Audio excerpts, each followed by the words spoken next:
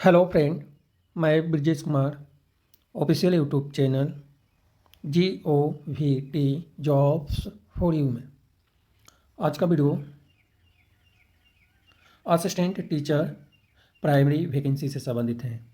एक बहुत बड़ी वैकेंसी है जिसमें 1180 पद पर आवेदन आमंत्रित हैं। क्वालिफ़िकेशन भी मिनिमम मांगा हुआ है, यानी मिनिमम क्वालिफ़िकेशन की रिक्वायर है, इसलिए मैं इस वीडियो को बना रहा हूँ। इसमें जो है लाइब्रेरियन की वैकेंसी नहीं है, केवल असिस्टेंट टीचर प्राइमरी के लिए ही आवेदन आमंत्रित हैं। अभी ऑनलाइन एप्लीकेशन फॉर्म फिल करना शुरू नहीं हुआ है। कब से ऑनलाइन एप्लीकेशन फॉर्म फिल करना शुरू होगा?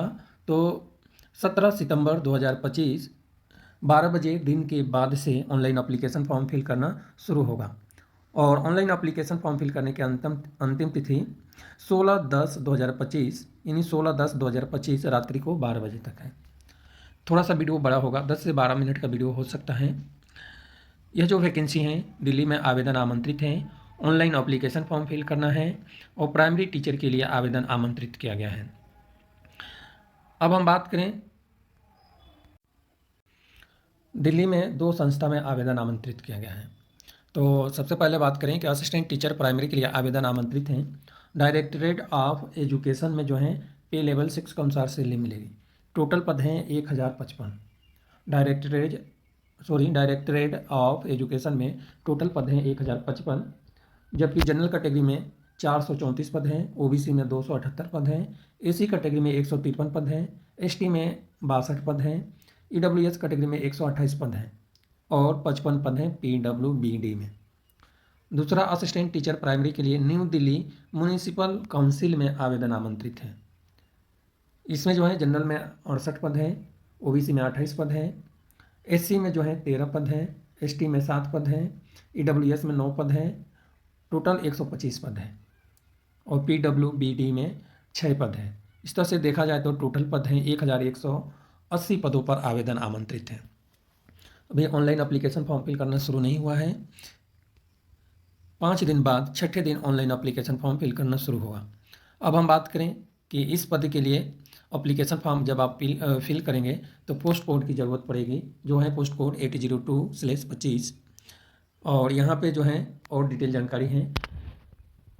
क्वालिफ़िकेशन की बात करें, इस पद से रिलेटेड क्वालिफ़िकेशन क्या है? तो 12वीं स्टैंडर्ड यानी 12वीं स्टैंडर्ड पास आउट होना चाहिए। साथ में जो है कम से कम 50% अंक 12वीं स्टैंडर्ड में होने चाहिए और 2 ईयर का डिप्लोमा एलिमेंट्री एजुकेशन में होना चाहिए।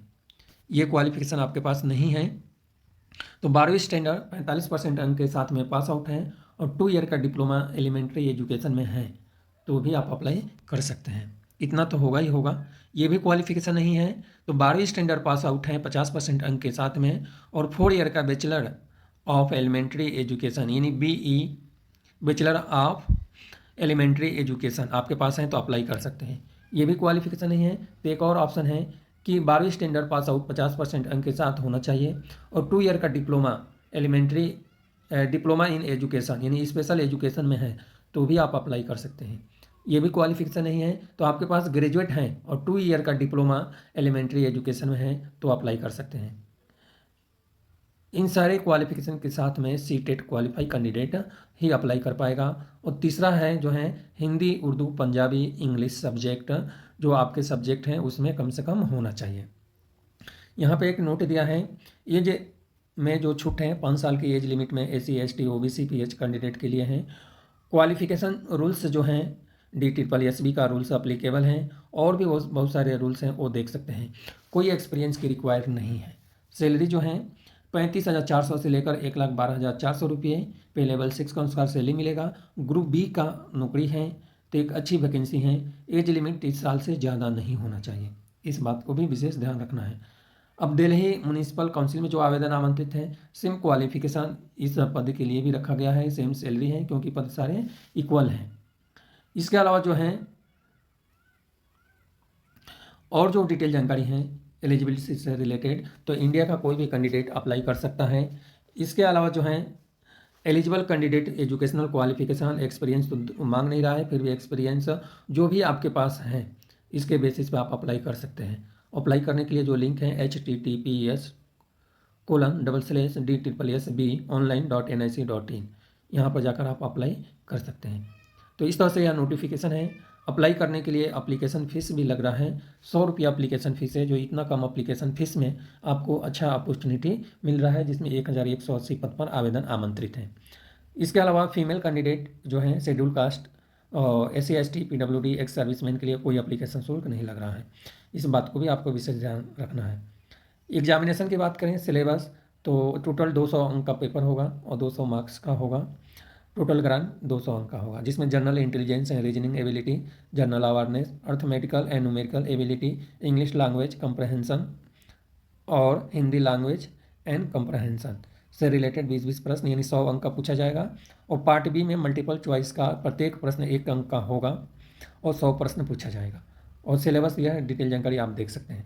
सिलेबस पोस्ट रेफरेंस से रिलेटेड सिलेक्शन प्रोसेस की बात करें तो DSSB एनेक्जर थर्ड अप्लीकेबल है, या जो वैकेंसी हैं DSSB में ही आवेदन आमंत्रित है, यानी दिल्ली सबऑर्डिनेट में ही आवेदन आमंत्रित किया गया है। अप्लीकेशन फॉर्म फिल करने से पहले एक बार नोटिफिकेशन को आपको पढ़ लेना है। इस बात को भी आपको ध्यान में रखना है कि एप्लीकेशन फॉर्म फिल करने से पहले एक बार नोटिफिकेशन को पढ़ लें। SC ST कैंडिडेट के लिए 5 साल एज लिमिट में छूट है, OBC कैटेगरी के लिए 3 साल है, PWBD और जनरल EWS के लिए जो है 10 साल हैं, PWBD SC ST के लिए 15 साल, PWBD OBC के लिए 13 साल एज लिमिट में छूट अप्लीकेबल है। इसके अलावा जो है रिक्रूटमेंट रूल्स जो हैं DOE NDMC रूल्स भी अप्लीकेबल है। यह जो वैकेंसी हैं इसके लिए एक्स सर्विसमैन के लिए भी डिटेल जानकारी दिया हुआ है। जो सेंट्रल गवर्नमेंट और दिल्ली गवर्नमेंट का रूल्स अप्लीकेबल हैं। ग्रुप B और C पोस्ट रेगुलर बेसिस पे एक सरकारी नौकरी के लिए आवेदन आमंत्रित है।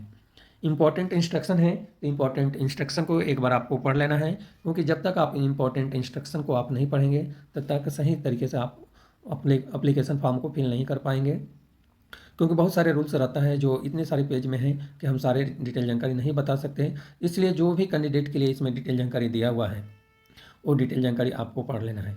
एप्लीकेशन फॉर्म फिल करने में क्या क्या डिटेल जानकारी लगने वाला है, यह डिटेल जानकारी इस एडवर्टाइजमेंट में दिया है। जैसे आपका मोबाइल नंबर, जीमेल आईडी जो चालू हो, इसके अलावा फोटोग्राफ, सिग्नेचर, ये सब नॉर्मल है, यह सब हम सभी में लगता है। एक्टिव जीमेल आईडी, यह सब इसमें दिया हुआ है जो हम बता रहे हैं। जनरल इंस्ट्रक्शन फॉर कैंडिडेट के लिए भी दिया हुआ है कि जो है इसमें जो है सिलेक्टेड कैंडिडेट को से रिलेटेड, वैकेंसी से रिलेटेड, डिपार्टमेंट में किस डिपार्टमेंट में कितना पद है, यह सब डिटेल जानकारी इसमें दी हुई है। इसके अलावा डिसेबिलिटी कैंडिडेट के लिए भी डिटेल जानकारी दिया हुआ है। यह सब डिटेल जानकारी आपको पढ़ लेना है। जब तक आप पढ़ेंगे नहीं तब तक अच्छे से आप अप्लाई नहीं कर पाएंगे। यहाँ पे आते हैं तो यहाँ पे और भी डिटेल जानकारी सिलेक्शन प्रोसेस से रिलेटेड एनेक्जर 1 दिया गया है।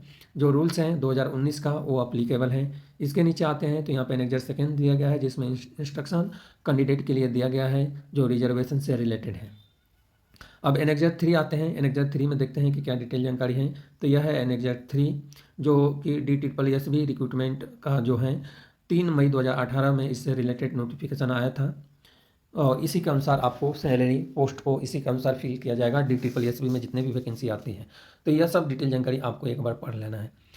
इसके बाद जो है एनेक्जर 4 भी दिया हुआ है। यह जो है यह सब पहले का रूल्स हैं वैकेंसी से रिलेटेड, तो यह सब डिटेल जानकारी आपको पढ़ लेना है। एक बार मैं आपको रिपीट कर देता हूँ कि यह जो वैकेंसी है कहाँ पे आया है, तो government of NCT of Delhi subordinate selection service selection board में आवेदन आमंत्रित है, यानी DSSB में आवेदन आमंत्रित किया गया है। एक अच्छी अपॉर्चुनिटी है।